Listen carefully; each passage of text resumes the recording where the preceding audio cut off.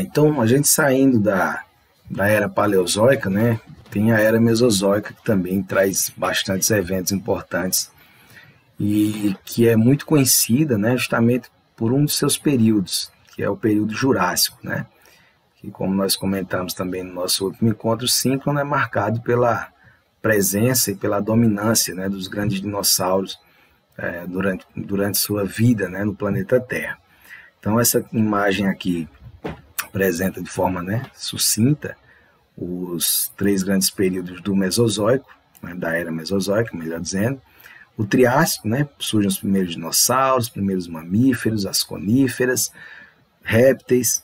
No Jurássico, mantém-se os dinossauros, surgem os primeiros pássaros e manutenção e melhoramento, né, da fauna oceânica. E no Cretáceo, muitas espécies de dinossauros, né, primeiras plantas como as flores, e também marca o período da extinção desses seres no planeta Terra.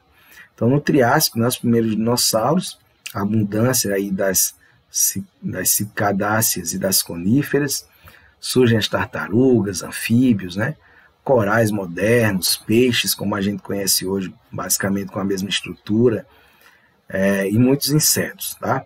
E o continente Pangeia continua existindo, né? Então ainda havia Pangeia. Por isso que esse período ele deixou também muitos registros, nessa era, melhor dizendo, justamente por conta da existência de Pangeia.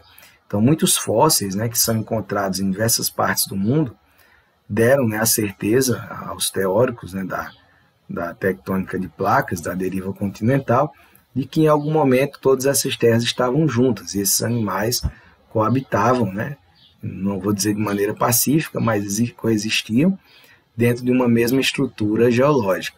E quando isso se separa, você vai encontrar fósseis dos mesmos animais, um do outro lado do oceano, né? Um de um lado, outro do outro. Então isso aí ajudou também a confirmar a teoria da deriva continental. Então no Jurássico, né, aproximadamente aí 150 milhões de anos, o primeiro pássaro, os primeiros mamíferos, os dinossauros vão dominar o continente, né? O continente, supercontinente Pangeia.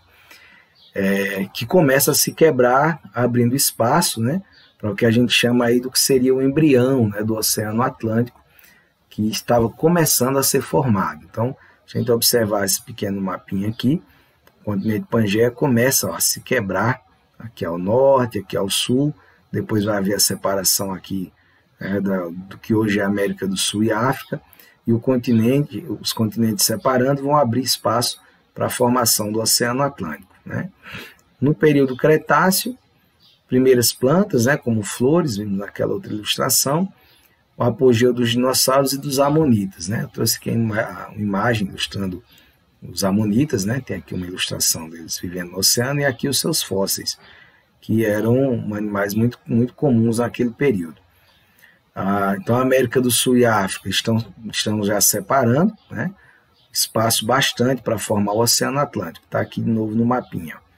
O Atlântico se formando aqui com o processo de separação dos dois grandes continentes. Então o Oceano Pantalassa, né, que era assim chamado, vai passar a se chamar Oceano Pacífico, e também aqui no Cretáceo surgem os primeiros mamíferos placentários, né? Então no Cretáceo o que mais marca esse período é a extinção dos dinossauros, né? Então, eram seres que habitaram a Terra com um domínio total, né? Como sempre lembro para vocês, não haviam seres humanos, né? Os seres humanos ainda estão um pouco longe de aparecerem aqui na Terra. Então, aproximadamente 65 milhões de anos, né? Pelo nosso reloginho comparativo aqui, estamos às 23 horas e 39 minutos, tá? Então, o período Cretáceo, o seu fim é marcado pela extinção dos dinossauros, né? Então, devido aqui à elevação do nível do mar, resfriamento do clima, muitas erupções vulcânicas, né, durante a abertura do Atlântico, e o impacto de um grande meteoro, né, muitas espécies foram extintas, inclusive dinossauros. Então, a teoria mais aceita para o fim, né, da vida dos dinossauros na Terra é a do meteoro, né, que cai na região onde hoje é conhecida como Golfo do México. E aí muitas pessoas perguntam assim, mas como que um meteoro caiu e acabou com toda a vida no planeta, né? Primeiro, a gente tem que lembrar que o próprio processo de separação dos continentes já vai causar impactos extremamente negativos à vida no planeta, né?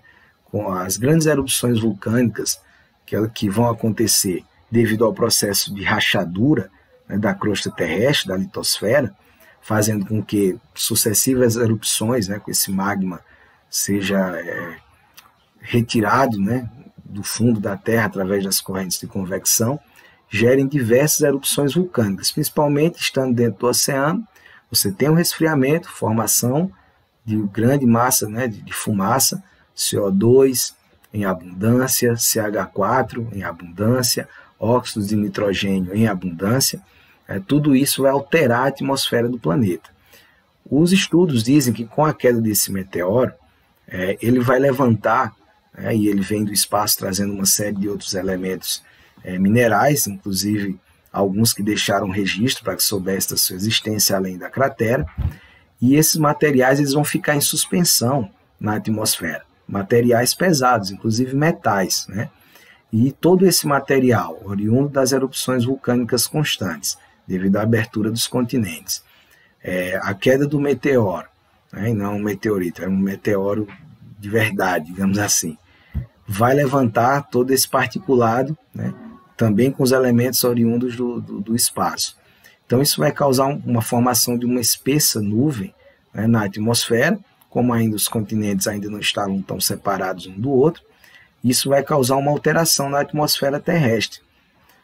Dizem alguns estudos que a Terra entrou num período, inclusive, de escuridão, né, porque a radiação solar não conseguia ultrapassar essa espessa nuvem.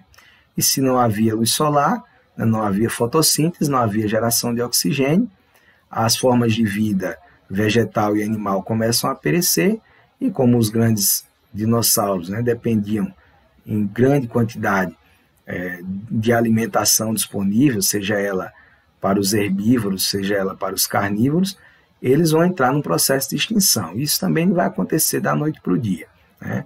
Então a gente tem uma ideia sempre como tudo acontece muito rápido. Caiu o meteoro, matou todos os dinossauros. Não, ele vai gerar uma série de processos, principalmente atmosféricos, que vão, né, dificultar a continuação da distribuição de oxigênio no planeta. Isso vai causar a morte de diversas formas de vida, consequentemente também a dos dinossauros, causando aí ao longo de alguns milhões de anos a sua extinção total do planeta.